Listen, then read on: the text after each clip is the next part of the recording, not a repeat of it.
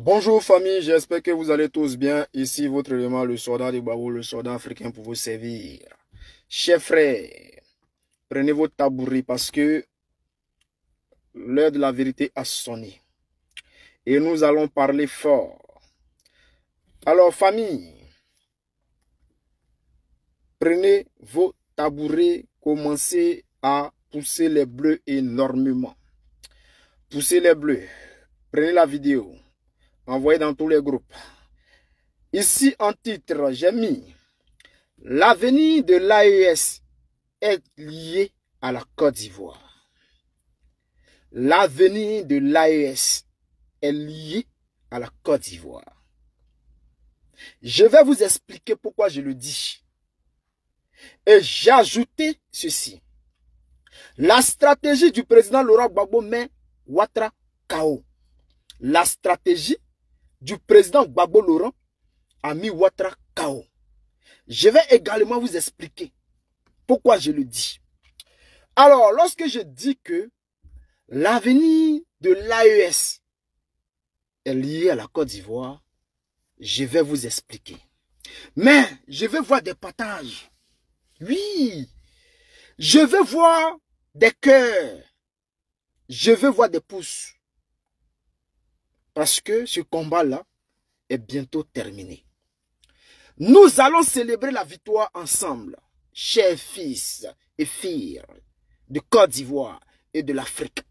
C'est ensemble que nous allons célébrer cette victoire. Qu'est-ce qui se passe pour tous ceux qui me suivent depuis le début? Lorsque la crise a commencé au Burkina Faso, lorsque la crise a commencé au Mali, j'ai toujours dit la même chose. Jusque-là, j'ai toujours répété les mêmes paroles. J'ai toujours dit à mes frères de l'AES que l'avenir de leur pays était lié à la Côte d'Ivoire.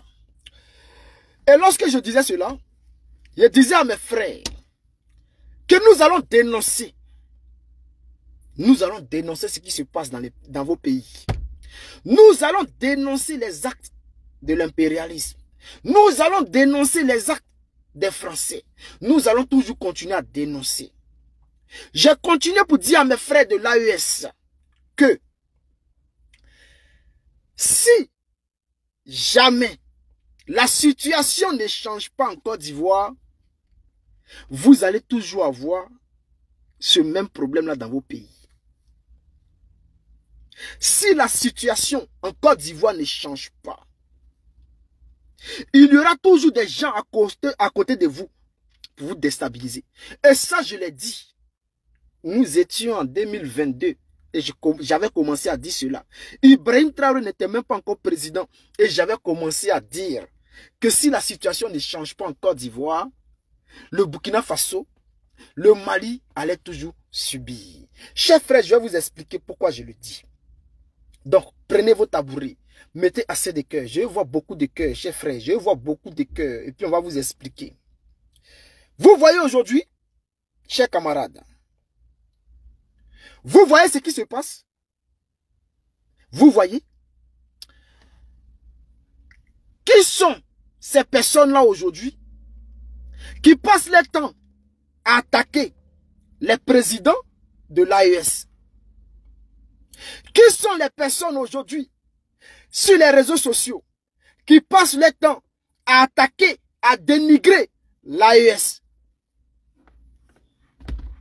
Mais ce sont les partisans d'Alassane Ouattara, un parti au pouvoir en Côte d'Ivoire.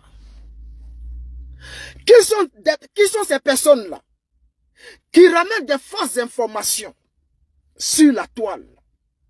Ce sont les partisans d'Alassane Ouattara, le parti au pouvoir en Côte d'Ivoire. Quels sont ces présidents en Afrique qui ont décidé de s'attaquer à l'AES lorsque les crises ont commencé? Alassane Ouattara. Bon, disons plutôt, qui est ce président qui avait décidé de déstabiliser ces pays-là lorsque les présidents ont changé. C'est-à-dire lorsque les présidents ont pris, Ibrahim Traoré a pris le pouvoir, Assimi Goïta a pris le pouvoir, Aboudraman Tiani a pris le pouvoir. Quel est le président en Afrique qui était à chaque fois là à dire qu'il allait déstabiliser ces pays-là? C'est Alassane Ouattara. Alassane Ouattara a déstabilisé le Burkina Faso avec des sanctions. Le Mali, il a essayé avec des mercenaires. Au Mali, il a fait avec des sanctions. Au Niger, il a voulu envoyer une armée pour attaquer le pays. Ce n'est pas caché. C'est sûr de tous. Nous avons tous ces informations-là. Maintenant, qu'est-ce qui se passe? Le Burkina Faso veut sortir d'une situation. Le Mali veut sortir d'une situation. Le Niger veut sortir d'une situation. Mais traverse une guerre de communication.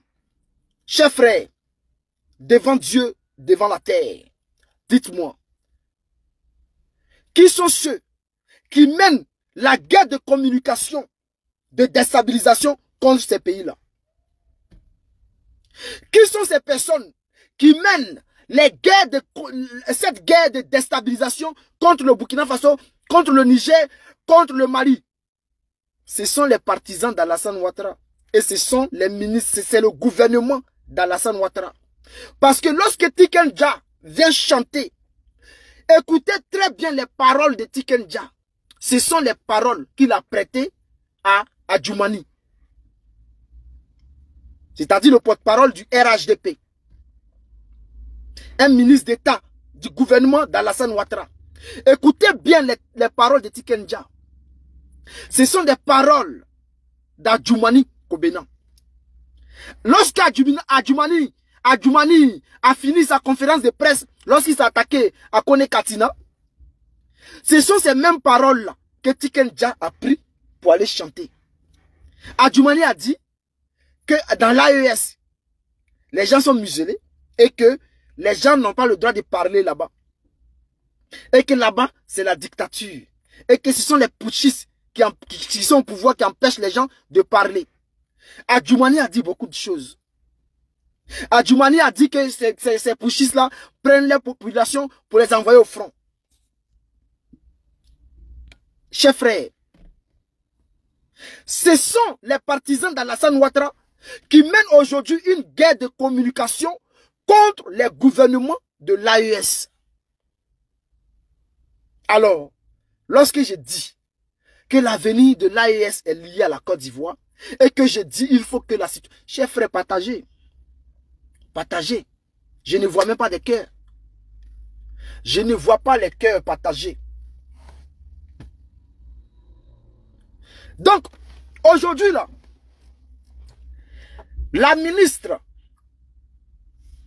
qui s'appelle Mariam Traoré, si vous vous rappelez de cette ministre-là, celle qui s'est attaquée au député Marius du Sénégal, Guy Marius du Sénégal, c'est cette même Mariam Traoré, après le défilé de la Côte d'Ivoire, qui a lancé des pics au pays de l'AES. Lorsqu'elle a fait son poste, elle parlait de l'AES, elle parlait du Burkina Faso, elle parlait du Mali, elle parlait du Niger. Après le défilé, elle a dit que oui, ce défilé-là, militaire-là, les armes qui sont présentées là, c'est pour les pays... Bon, elle n'a pas dit directement les pays d'à côté, mais on sait de qui elle parle. Lorsqu'elle dit que c'est statut visé contre ceux-là, elle parle de l'AES. Députée, elle est députée. Je crois qu'elle est députée. Ouais, elle est députée. Vous la connaissez tous, Mariam Traoré, celle qui voulait se battre avec Marius, Guy Marius du Sénégal, le député sénégalais. Donc, aujourd'hui, c'est-à-dire la communication du RHDP La communication des partisans d'Alassane Ouattara, c'est de s'attaquer à l'AES. La plupart des personnes qui dénigrent aujourd'hui l'AES, ce sont les partisans d'Alassane Ouattara. La plupart des gens qui aujourd'hui aident les terroristes, les terreaux, à faire passer les communications là, ce sont les partisans d'Alassane Ouattara. Lorsque, si TikTok et Facebook, ils font les communications, les partisans d'Alassane Ouattara permettent aux gens, les terreaux là, de passer les messages. Et les partisans d'Alassane Ouattara disent que ces gens-là, ces personnes-là, ce sont les frères. Et ces personnes-là ne les appellent pas des terreaux. Ils les appellent des résistants. Ce que tout le monde a surnommé les terreaux là. Les partisans d'Alassane Ouattara disent que ce sont des résistants. Et permettent à ces personnes-là de passer les messages sur les canaux de communication. Mais qu'est-ce qui se passe exactement? Qu'est-ce qui ne va pas? Est-ce que Ibrahim Traoré, ce qu'il a fait là, c'est mauvais? Est-ce que dire que je viens pour libérer mon pays, c'est mauvais? Lorsqu'il prend le pouvoir, ces actions qu'il mène là, c'est contre les terreaux, ceux qui ont déstabilisé le Burkina Faso. Est-ce que ça c'est mauvais? Et voir des frères africains s'attaquer à ces gouvernements-là, il y a un problème. Il y a un problème. Je vais vous expliquer, chers frères. Je vais vous expliquer. Aujourd'hui, là, il y a des gens qui se promènent sur la toile pour dire que le Burkina n'est pas en guerre.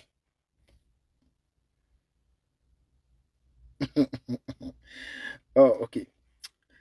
Il y a des gens qui disent que le Burkina n'est pas en guerre. Pourtant, lorsque le président Ibrahim Traoré venait au pouvoir, les terreaux occupaient 60% du territoire burkinabé. Lorsque le président Ibrahim Traoré venait au pouvoir, les terreaux là, ils avaient pris 60% du territoire burkinabé. Et aujourd'hui, au moment où je vous parle, lorsque Ibrahim Traoré arrive, c'est au moins 99% du territoire qui est récupéré. Parce qu'il y a des terreaux qui sortent un peu de partout, comme les frontières que nous connaissons, comme la Côte d'Ivoire, pour aller attaquer le Burkina Faso. Donc, aujourd'hui, on peut dire que ces terreaux-là sont basés à des frontières de la Côte d'Ivoire. Ceux qui attaquent le Burkina Faso. Avant, ces personnes-là venaient de la Côte d'Ivoire et du Niger. Mais depuis que le président Aboudraman Tiani a pris le pouvoir là-bas, qu'est-ce qui se passe? Ils sont allés se baser sur un côté. Et c'est de là-bas maintenant ils viennent pour attaquer le Burkina Faso. Alors, chers frères, c'est pour cela que je dis que l'avenir de l'AES là, c'est lié aujourd'hui à la Côte d'Ivoire. Parce que si Alassane Ouattara reste là où il est dans sa position, il va continuer dans ce qu'il fait. Dénigrer l'AES. Fournir des équipements au terreau. Parce que c'est ce qu'est la réalité. C'est ce qu'est la réalité. Lorsque je dis fournir des équipements au terreau, ce n'est pas moi qui le dis. Ce sont ces gouvernements-là, de l'AES, qui le disent. Lorsque le président Ibrahim Traoré dit que la base arrière des terreaux là, c'est la Côte d'Ivoire, et qu'il y a un centre d'opération des terreaux en Côte d'Ivoire, voilà la vérité. C'est ce qu'est la vérité. Alors que faire? Que faire? La Côte d'Ivoire pris en otage par Draman Ouattara et les politiques français. La Côte d'Ivoire a été pris en otage par le gouvernement français et Alassane Ouattara. Alors, depuis la Côte d'Ivoire, vous voyez que, c'est-à-dire, tout ce qui était armes qu'ils avaient pris pour encercler l'AES, lorsque le pouvoir change, qu'est-ce qui se passe? Les présidents demandent à la France de faire sortir ces armes-là de leur territoire et de quitter leur territoire. Alors, ils ont replié où? Il y a d'autres qui sont rentrés en Côte d'Ivoire et d'autres sont basés au Niger. Mais lorsque le pouvoir change au Niger, ceux qui étaient au Niger ont replié sur la Côte d'Ivoire et d'autres sont allés au Tchad. Il y a quelques mois de cela, le président tchadien a décidé qu'il n'y a plus d'armée française sur son territoire. Alors, qu'est-ce qui se passe? Ces personnes-là ont replié sur la Côte d'Ivoire. L'armée américaine qui était basée au Niger, lorsque le Niger décide également que cette armée-là quitte son sol, alors qu'est-ce qui se passe? Cette armée-là se retrouve en Côte d'Ivoire. Chers frères, tout le matériel militaire qui avait encerclé l'AES a replié sur la Côte d'Ivoire. Dans quel but? Pour quelle raison? Pour quelle raison? Et je vois aujourd'hui des gens comme Tiken Jah qui fait sortir une chanson, Tiken Jah, pour venir condamner les actes, d'après lui, de l'AES. Moi, je n'ai jamais vu Tiken Jah. Ça fait 20 ans que Tiken Jah est au Mali. Je n'ai jamais vu Tiken Jah chanter contre les terreaux. Chanter pour attaquer les terreaux. Chanter pour citer le nom des chefs terreaux. Je n'ai jamais vu Tiken Jah chanter pour demander aux terreaux d'arrêter les exactions. Jamais. Mais comme par hasard, la situation change au Burkina Faso. Les populations commencent à gagner en confiance. Le président récupère le territoire qui était perdu par le Burkina Faso, qui était perdu au Mali. Au Mali, 80% du territoire était occupé par des terreaux. Lorsque le pouvoir change, lorsque Assimi Goïta arrive, il récupère tout le territoire. Il ne reste que quelques bouts où il y a les frontières. Où aujourd'hui je vois un Algérie en complicité avec les terreaux. Parce que je vois certains Algériens dire que non, l'Algérie n'est pas en complicité avec les terreaux. Mais vous êtes en complicité avec les terreaux. Parce que lorsque les terreaux sont bombardés par les Maliens, ces terreaux-là rentrent sur vos territoires. Et vous ne dites rien. Vous ne dites rien. Vous ne les repoussez pas. Puis, les blessés des terreaux rentrent sur vos territoires pour aller se faire soigner. Chers frères, il y a un problème. Donc, tous ces pays qui en veulent aujourd'hui l'Algérie, qui en veulent aujourd'hui au Mali, parce que l'Algérie ne peut plus profiter du pétrole du Mali, ne peut plus profiter de l'or du Mali. Alors, qu'est-ce qu'il faut faire? Mais il faut soutenir les terreaux. C'est ça qu'on appelle la haine. La haine. L'Algérie a tout perdu. Donc aujourd'hui, leur seul moyen, c'est de soutenir, donner des bouts de territoire aux terreaux pour déstabiliser l'AES. Pour déstabiliser l'AES. Qu'est-ce qui se passe en Côte d'Ivoire? Vous savez, chers frères, je vous annonce, le porte-parole du PPACI, secrétaire du PPACI, Katina Kone, bras droit du président Gbagbo Laurent, s'est rendu au Burkina Faso. Aller croiser la jeunesse du Burkina Faso sous invitation de la jeunesse, je crois, d'une organisation panafricaine, je crois bien. Alors, lorsqu'il rentre en Côte d'Ivoire, Alassane Ouattara manipule certaines personnes. Parce que j'ai entendu un monsieur dire que lui va porter plainte contre Katina Kone pour que la justice puisse arrêter Katina Kone. Parce que pour lui, le fait d'aller au Burkina Faso c'est de déstabiliser la Côte d'Ivoire. Et que Katina Koné veut déstabiliser la Côte d'Ivoire. C'est pour cela qu'il est allé au Burkina Faso. Et que Katina Koné est en complicité avec des putschistes. Bon, pour déstabiliser la Côte d'Ivoire. Pourtant, il y a eu des jeunes du RDR, du RHDP, aller à une rencontre avec le président Ibrahim Traoré. Des jeunes du RDR, RHDP, sont allés croiser le président Ibrahim Traoré. Il y a eu le ministre de la Défense, qui est le petit frère direct d'Alassane Ouattara, aller au Burkina Faso, croiser les autorités burkinabées. Ça, ces personnes-là n'ont pas porté plainte. Ils n'ont pas porté plainte. Alassane Ouattara a payé des motos, des vivres, pour soutenir à Sendou, au Burkina Faso, dans son village, à Sendou, ses frères burkinabés, ses neveux, ses nièces, ses cousins, au Burkina Faso. Alassane Ouattara a payé des motos, des cadeaux pour aller les donner là-bas. Là, il n'y a pas complicité de déstabilisation. Et comme par hasard, Koné Katina qui est invité par la jeunesse, on trouve que Koné Katina veut déstabiliser la Côte d'Ivoire. Et il y a des malfrats en Côte d'Ivoire qui disent qu'ils vont porter plainte. Ce que j'aimerais dire à ces malfrats, nous-mêmes là, il y a longtemps on n'a pas fait palabre. Donc c'est ce qu'on cherche. C'est ce qu'on cherche. Vous voulez porter plainte. Mais que la justice vienne arrêter Katina Koné. Il y a longtemps on n'a pas fait bruit. Essayez d'arrêter Katina Koné.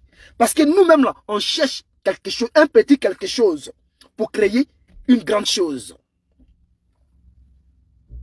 On cherche un petit truc là, en Côte d'Ivoire, pour créer un truc énorme en Côte d'Ivoire.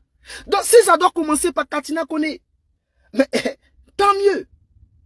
Tant mieux. Donc, allez-y chercher Katina Koné. Et vous allez voir, et vous allez comprendre que il y a du monde derrière lui.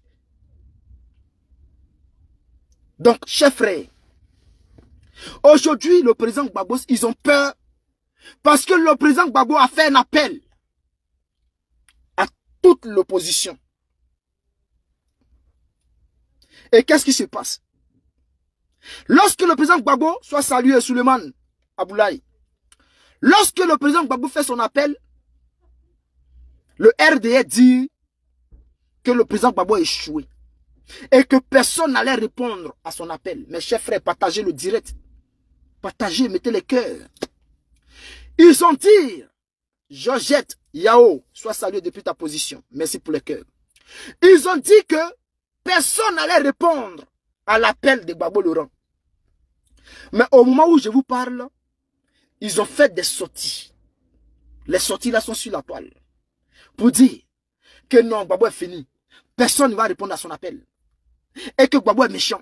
Ils ont même dit que Simone Gbagbo, parce que d'après eux, il y a eu un poste du camp de Simone Gbagbo qui disait que oui, trop tard. Le gars, il avait seulement écrit trop tard. Alors, ils se sont levés. Ils se sont levés pour dire que Simone Gbagbo a déjà dit non. Mes chers frères, ce que je vais vous dire, il y a plus de 28 partis politiques en Côte d'Ivoire qui ont répondu au président Gbagbo Laurent, qui ont dit oui. Nous sommes avec toi. Nous sommes avec toi. Alors, même le FPI d'Afin Guessan, le FPI de l'enveloppe vide, a dit oui à Gbagbo Laurent. Et ce qui se passe, c'est que cela s'est passé en catimini. Lorsque le président Gbagbo fait son appel, il envoie ses généraux aller croiser les partis politiques en catimini, en cachette. Donc c'est en cachette que les partis politiques ont croisé les généraux du président Gbagbo Laurent. Et ils ont dit oui. En cachette, ils ont dit oui. Donc, le président Gbagbo Laurent a fait conférence de presse maintenant pour dire oui que J'ai lancé un appel, cher peuple de Côte d'Ivoire. Et les fils et filles de Côte d'Ivoire ont dit oui. Et que nous sommes ensemble. Nous allons mener le combat ensemble. Mais nous allons préparer le terrain et aller récupérer le pouvoir. Et voilà comme par hasard, on veut arrêter Kone Katina. Mes chers frères, cela ne s'arrête pas là. Cela ne s'arrête pas là. Parce que le nom du président Gbagbo Laurent n'est pas encore inscrit sur la liste électorale. Que dit les généraux du président Gbagbo Laurent? Que dit les généraux? Les généraux du président Gbagbo Laurent disent que si jamais le nom de Gbagbo Laurent n'est pas sur la liste électorale, il n'y aura pas élection en 2025. Si jamais, chers frères, si jamais le nom de Gbagbo Laurent n'est pas inscrit sur la liste électorale, pas d'élection en Côte d'Ivoire. Et qui dit pas d'élection veut dire que par tous les moyens, le pouvoir va changer en 2025. Parce que de toutes les façons, Ouattara ne sera plus au pouvoir en 2025. Donc, qui dit qu'il n'y a pas élection, dit que Ouattara n'est plus au pouvoir en 2025. La situation, Souleymane Abdoulaye, merci pour les cœurs, la situation va changer en Côte d'Ivoire en 2025. La situation pouvait changer là maintenant. Mais qu'est-ce qui se passe? Amadou Oumarou, sois salué depuis ta position. Que dit l'opposition? L'opposition aujourd'hui engagée pour changer la situation en Côte d'Ivoire veut accompagner le président Gbagbo Laurent. Alors, il faut réinscrire le nom de Gbagbo Laurent sur la liste électorale, sinon à Betchana avant 2025. On pouvait bien dire que avant 2025, on va régler cette situation-là. Mais on dit non. Vous voyez, nous là, on aime tout ce qui est raisonnable, tout ce qui est justice, tout ce qui est juste, tout ce qui respecte la loi. Alors qu'est-ce qui se passe? On va attendre en 2025 pour qu'on ait raison. Parce que demain, il ne faudrait pas que les gens viennent nous dire que non, il fallait attendre en 2025, il allait finir son mandat, on ne savait pas ce qu'il réservait, peut-être il allait partir. Donc on attend 2025 pour ne pas que demain les gens disent ça. Vous savez, donc, à partir d'aujourd'hui, au moment où je vous parle, apprêtez-vous. Toute l'opposition ensemble. Tu es MGC de Simone Gbagbo, tu es GPS de Soro Guillaume, tu es PPACI de Gbagbo Laurent, tu es PDCI. Arrêtez de vous clasher entre vous. On dit à partir d'aujourd'hui, là, on ne forme qu'une personne. Une personne. On est ensemble. On ne fait qu'une personne. Donc, arrêtez de vous clasher entre vous. Si vous allez sur les panels de n'importe qui, restez soudés. Ensemble, nous allons vaincre l'ennemi qui est Dramane Ouattara. Nous allons vaincre l'ennemi. Et aujourd'hui, il faut savoir que ce qui se passe avec l'AES, ce qui se passe, c'est que, je le dis et je le répète, Dramane Ouattara est la source des problèmes de l'AES. Dramane Ouattara est la source des problèmes de l'AES. Chers frères, vous voyez le ministre, l'ambassadeur ukrainien qui est en Côte d'Ivoire, c'est-à-dire c'est le même que le Sénégal, l'ambassadeur ukrainien.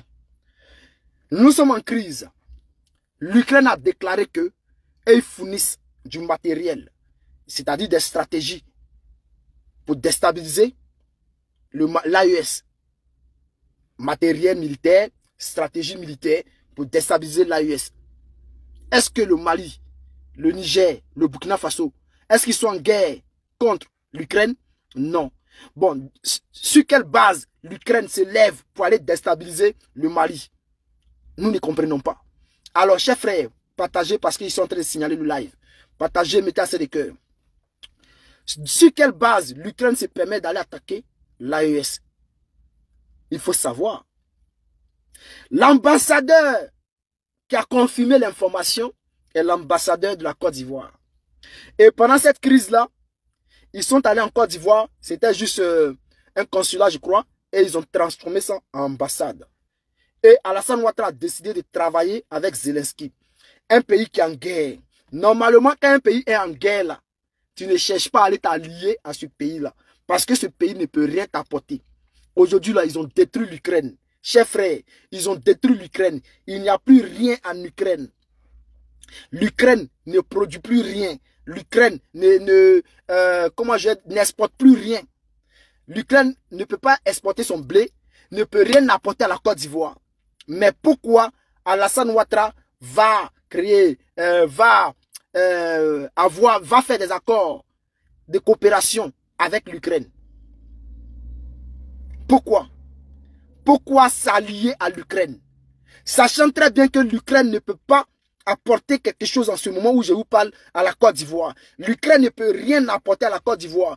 Mais pourquoi Alassane Ouattara va s'allier à l'Ukraine? Vous comprenez pourquoi aujourd'hui il y a des gens qui disent que le Sénégal a trahi? C'est parce que l'ambassadeur qui est là-bas au Sénégal, c'est le même que la Côte d'Ivoire, qui a dit que ce sont eux, l'Ukraine, qui participent à la déstabilisation de l'AES. Et lorsqu'on va dire non que Alassane Ouattara est derrière là, vous allez dire non, c'est faux. Mais Alassane Ouattara s'est allié à l'Ukraine. Sur quelle base? Sur quelle base Alassane Ouattara va s'allier à l'Ukraine? Un pays en guerre qui ne peut rien apporter à la Côte d'Ivoire. Normalement, lorsqu'un pays est en guerre là, on ne s'approche pas de ce pays-là. Mais Ouattara, il est dans le système. Il est implanté dans le système aujourd'hui qui déstabilise l'AES. Et personne ne peut me contredire. Parce que la plupart des communicants d'Alassane Ouattara s'attaquent à l'AES. Ils passent les journées à s'attaquer à l'AES. Allez-y fouiller sur les panels. Vous allez voir tous les communicants d'Alassane Ouattara. Tous les communicants d'Alassane Ouattara s'attaquent à l'AES. En ce moment où je vous parle. Leur communication là, c'est de s'attaquer à l'AES. Leur communication là, c'est de dire que ceux qui sont au pouvoir dans l'AES, ce sont les putschistes. Or là, ils oublient que leur président Alassane Ouattara, c'est un putschiste. Lui aussi, il a fait des coups d'état pour arriver où il est aujourd'hui là. Il a tué plus de monde que Ibrahim Traoré. Il a tué plus de monde que Assimi Goïta. Il a tué plus de monde que Abdourahmane Tiani. Alassane Ouattara est le plus grand criminel de la zone non-CEDEAO. Donc, de quoi on nous parle? De quoi on nous parle? Les communicants qui passent le temps à attaquer l'AES. Aujourd'hui, Tikenja, qui est du RDR, Tikenja, c'est un RHDP pur. C'est que les gens ne savent pas. Tikenja est un RHDP pur. C'est lui qui vient de chanter maintenant. Pour faire passer le message dans le monde entier. Pour dire que l'AES là, ce sont des criminels. Voici ce qu'ils sont. Voici ce qu'ils font. Voici ce qu'ils font. Il a oublié de dénoncer ce qu'Alassane Ouattara fait. Le plus grand criminel de la sous-région. Alassane Draman Ouattara. Chers frères, je vais m'arrêter là.